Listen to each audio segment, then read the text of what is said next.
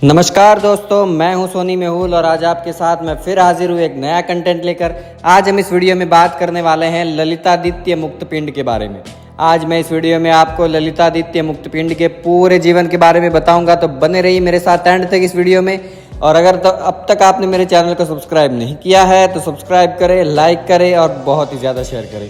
तो आइए जानते हैं ललितादित्य मुक्तपिंड के बारे में। सम्राट ललितादित्य मुक्तापिंड कश्मीर के कारकोट वंश के सबसे शक्तिशाली राजा थे। अपने शासनकाल में सम्राट ललितादित्य ने कश्मीर और भारत पर होने वाले मुस्लिम आक्रमण को न सिर्फ सफलतापूर्वक दबाया, किंतु तुर्कों, अरबियों, कंबोजों और तिब्बतियों को युद्ध में भी हराया। उन्होंने भारत के बाहर भी कई युद्ध किए और उनमें जीत हासिल कर अपने राज्य की सीमाओं का विस्तार कर मध्य एशिया से तुर्किस्तान तक किया। इनका राज्य तिब्बत से लेकर कैस्पियन सागर और बंगाल से लेकर ईरान तक फैल चुका था। युद्धों में लगातार जीत हासिल करने के कारण विदेशी इतिहासकारों ने ललितादित्य मुक्तपिंड को कश्मीर का सिकंदर कहा, परंतु हमारे तथाकथित इतिहासकारों ने इन्हें इतिहास में वो स्थान नहीं दिया जिसके हकदार थे। ललितादित्य मुक्तापिंड का जन्म कश्मीर के कारकोट वंश में हुआ। कारकोट राज्य की स्थापना दुर्लभ वर्धन ने की थी और दुर्लभ वर्धन गोंडिया वंश के राजा बलादित्य के सेनापति थे। राजा बलादित्य ने इनकी वीरता से प्रसन्न होकर अपनी पुत्री अनंगलेखा का विवाह इनसे करवाया और राजा बलादित्य के बाद दुर्लभ वर्धन के हाथ में राज्य की बागडोर आई और दुर्लभ वर्धन ने अपने कारकोट राजवंश की स्थापना की। दुर्लभ वर्धन के बाद उनके पुत्र दुर्लभक प्रतापादित्य राजा बने और ललितादित्य के पिता राजा दुर्लभक प्रतापादित्य और माता नरेंद्र प्रभा थी। ललितादित्य के भाई वज्रादित्य यानी चंडपिंड, उदयादित्य तारपिंड थे। राजा दुर्लभक प्रतापादित्य का शासनकाल 672 से लेकर 712 ईस्वी के आसपास रहा और इनके शासनकाल में कारकोट वर्ष नई ऊंचाइयों तक पहुंचा। प्रतापादित्य के बाद 772 से 720 ईस्वी तक बर्जादित्य और 720 से 724 ईस्वी तक उदयादित्य कश्मीर के शासक रहे। 724 ईस्वी में ललितादित्य मुक्तापिंड राजा बने और सफलतापूर्वक अपने राज्य का संचालन किया और 760 ईस्वी तक राज्य किया। सम्राट ललितादित्य मुक्तापिंड शासनकाल 724 ईस्वी से 760 ईस्वी तक रहा। जिस समय ललितादित्य राजगद्दी पर बैठे उस समय भारत पर मुस्लिम आक्रांताओं के लगातार हमले हो रहे थे और सम्राट ललितादित्य मुक्तापिंड ने न सिर्फ बड़ी सफलतापूर्वक इन हमलों को रोका बल्कि भारत से बाहर अपने राज्य की सीमाओं का विस्तार किया।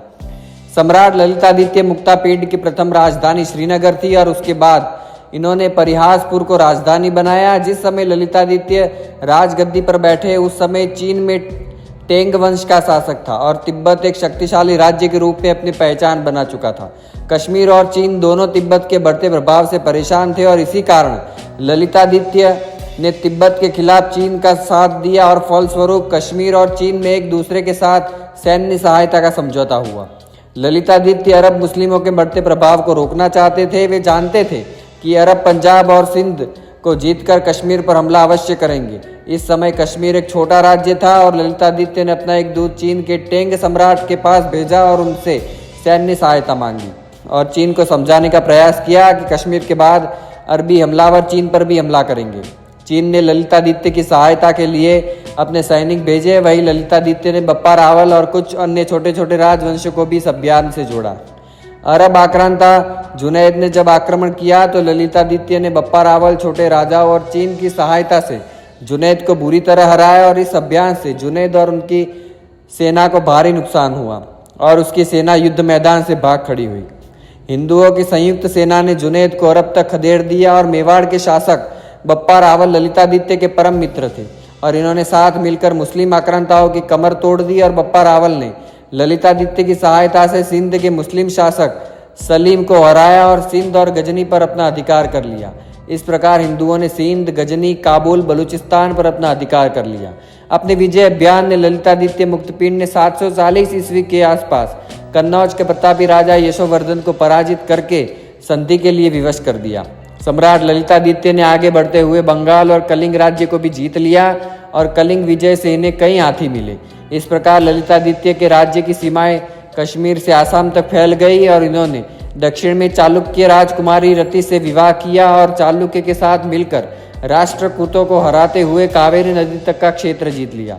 लौटते हुए इनकी सेनाएं कोंकण, गुजरात और मालवा होते हुए कश्मीर वापस आई। ललितादित्य की नीति भारतीय राजाओं के प्रति नरम और मुस्लिम आक्रांतियों के प्रति कठोर थी।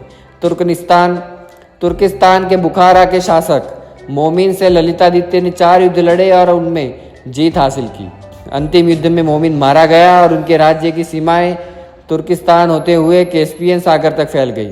कुछ स्थानों पर ललितादित्य द्वारा हारे हुए राज्य के लोगों पर राजाओं को विजय चिन्ह पहनाने का उल्लेख मिलता है और कहा जाता है कि ललितादित्य ने तुर्कों पर विजय पाने के बाद उनके सिर के आगे के आधे बाल मुंडवा दिए। तुर्कों ने अपने दोनों हाथ पीछे बांधकर सिर झुकाकर ललितादित्य का स्वागत किया। कलहड़ के अनुसार ललितादित्य ने तिब्बत को हराकर उसके बड़े क्षेत्र पर अपना अधिकार किया और चीन के कुछ शहरों को भी जीता। अपने विजय अभियान से ललितादित्य 12 वर्ष बाद कश्मीर लौटे। सम्राट ललितादित्य ने अपने छोटे से राज्य कश्मीर का विस्तार पूर्व में बंगाल और असम तक, पश्चिम में तुर्किस्तान और ईरान तक, दक्षिण में कोंकण और कावेरी नदी तक और तिब्बत से लेकर द्वारका और चीन के कुछ हिस्सों तक फैला दिया। ललितादित्य मुक्तपिंड का साम्राज्य कश्मीर के छोटे से हिस्से बंगाल, उड़ीसा, दक्षिण भारत में कावेरी नदी तक और तिब्बत और चीन के कुछ हिस्सों से लेकर मध्य एशिया और तुर्किस्तान तक फैल गया। कहा जाता है कि ललितादित्य ने कोई भी युद्ध नहीं हारा था, तभी उन्हें कश्मीर का सिकंदर कहा जाता है। ये हमारे देश का दुर्भाग्य है कि हमारे देश के इतिहासकारों ने अपने ही देश के लेखकों द्वारा लिखे गए साहित्य को अतिशयोक्तिपूर्ण मानकर पूरी तरह अनदेखा कर दिया और विदेशी लेखकों द्वारा लिखे गए इतिहास को ही सच माना। ललितादित्य एक ऐसे राजा हुए जिनके बारे में जानकारी भारतीय साहित्य के साथ साथ ईरानी और चीनी साहित्य में मिलती है। कश्मीर के राजवंशों और ललितादित्य के विषय में सर्वाधिक जानकारी कलहड़ द्वारा रचित राज तरंगिनी से प्राप्त होती है। कलहड़ ने सम्राट ललितादित्य को एक महान शासक और महान विजेता बतलाया है, जिसने भारत के बाहर चीन, तिब्बत और मध्य एशिया में अपने साम्राज्य का विस्तार किया और अपने साम्राज्य विस्तार करने के बाद ललितादित्य 12 वर्ष बाद कश्मीर लौटे।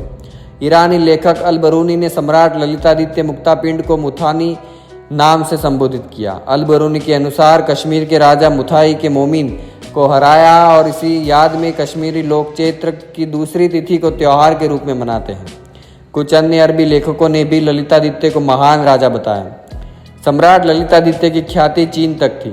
चीन के टेंग राजवंश का उल्लेख करती पुस्तक शिंग टांग शू में ललितादित्य का वर्णन है, जिसमें उन्होंने अपने अभियान के लिए चीन से सैन्य सहायता की मांग की थी। विदेशी इतिहासकारों ने ललितादित्य को कश्मीर का सिकंदर और भारत का सिकंदर कहकर संबोधित किया, जबकि हमारे देश के इतिहासकारों ने ललितादित्य मुक्तपिंड के बारे में मौन धारण कर लिया। ललितादित्य मुक्तपिंड एक महान विजेता के साथ साथ एक महान निर्माणकर्ता और विद्वानों के संरक्षक थे। उन्होंने अपने शासनकाल में कई मंदिर, बौद्ध मठ और भवन बनवाए।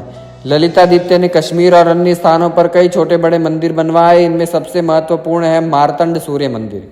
भगवान सूर्य को समर्पित ये मंदिर बहुत ही विशाल था और ये मंदिर वर्तमान कश्मीर के अनंतगाम जिले में स्थित था, जो आज भी स्थान मंदिर के अवशेष मौजूद हैं। एक हिंदू राजा होने के बावजूद सम्राट ललितादित्य ने कई बौद्ध मठ भी बनवाए और सम्राट ललितादित्य द्वारा बनवाए गए मंदिर और मठ या तो समय के साथ नष्ट हो गए या फिर मुस्लिम आक्रांताओं द्वारा नष्ट कर दिए गए। ललितादित्य ने कई शहर बसाए। इन्होंने कश्मीर के ऊपरी क्षेत्र से नहरें बनवाई और उनसे निचले क्षेत्र में सिंचाई करवाई और सम्राट ललितादित्य ने व्यापार, चित्रकला और मूर्तिकला को बढ़ावा दिया। ललितादित्य एक कुशल वीणा वादक और अच्छे लेखक भी थे। कन्नौज युद्ध में राजा यशोवर्मन को हराने के बाद उनके दरबारी रत्न कवि भवभूति और वाक्ततिराज को कश्मीर लाकर अपने दरबार में स्थान भी दिया। तो दोस्तों, आज हमने इस वीडियो में बात की ललितादित्य मुक्तापिंड के बारे में। तो मुझे उम्मीद है ये वीडियो आपको बहुत पसंद आया होगा। तो पसंद आया तो लाइक करें, शेयर करें, सब्सक्राइब करें। मिलते हैं अगले नए कंटेंट के साथ। तब तक के लिए धन्यवाद।